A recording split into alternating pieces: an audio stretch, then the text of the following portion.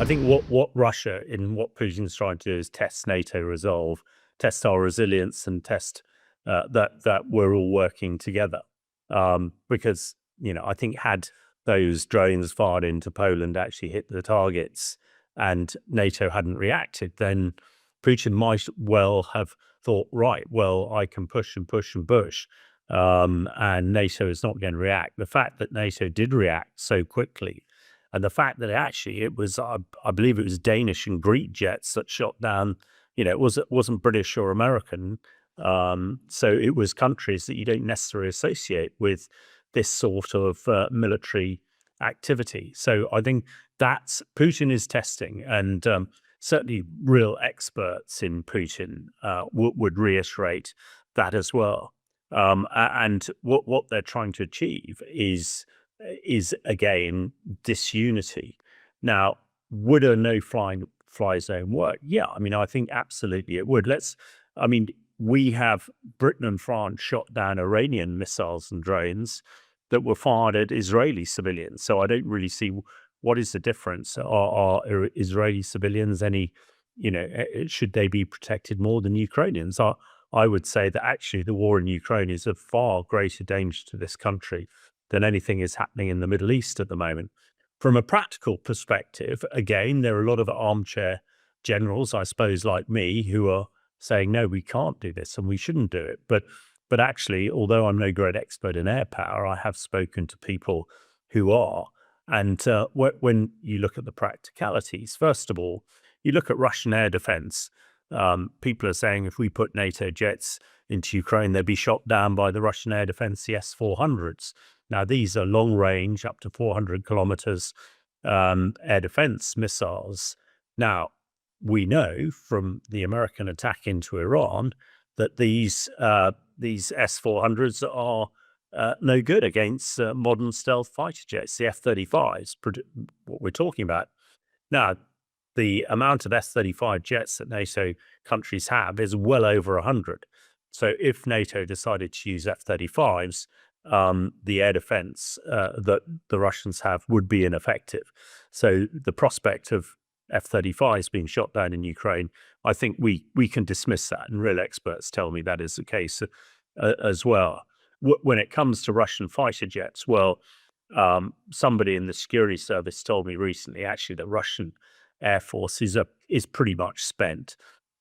It took a hell of a hammering in Operation Spider's Web, which is the Ukrainian operation deep into Russia that destroyed a lot of their tactical nuclear bombers. Their Air Force has not been seen in Ukraine really since the very early days of the war, because again, their fighter jets are overmatched by US and NATO ones. So when it comes to practicalities, yeah, certainly I think it would work. A lot of the NATO attacks could be done from outside Ukraine territory. Some of these missiles have very long ranges, and as long as the intelligence is there to what we call acquire the targets, pick up the drones and missiles that would appear to be heading to civilian targets, then certainly it can be done. In practical terms, I think it can be done.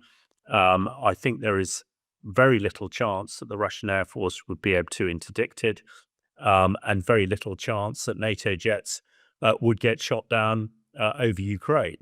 Now, this is undoubtedly a lot behind what Medvedev is saying, because the Russians know this.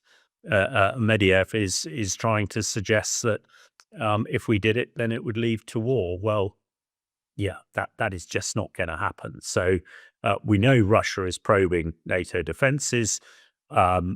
This weekend has shown us they're pretty robust. I mean, unfortunately, the Russian drone that flew over Romania was not shot down. I think that is a strategic error, and a lot of people have made that particular point. And I think any other drones hitherto that are flown into NATO countries will be shot down. And I think serious consideration, from what I understand, is being looked at to provide some sort of defensive air shield, particularly in Western Ukraine, and predominantly over civilian targets. It could be done by NATO. It's a question of whether NATO has the will to try and save lives in Ukraine. And the final piece on this, I'd say, is what I saw Russian and Syrian regime jets attack civilian targets in Syria for 10 years, killed probably 300,000 to 400,000 civilians, and we did nothing then. It would be incongruous to me if we allow Ukrainian civilians to be killed by these Russian drones. So I hope, I mean, the main thing is the threat of this may well be the catalyst to bring Putin to the negotiation table, which is what everybody wants. And with Trump arriving in the UK very, very soon, maybe that will be the stimulus to get these things moving. There are 40,000 plus Belarusian and Russian troops exercising in Belarus at the moment, the ZADAB exercises.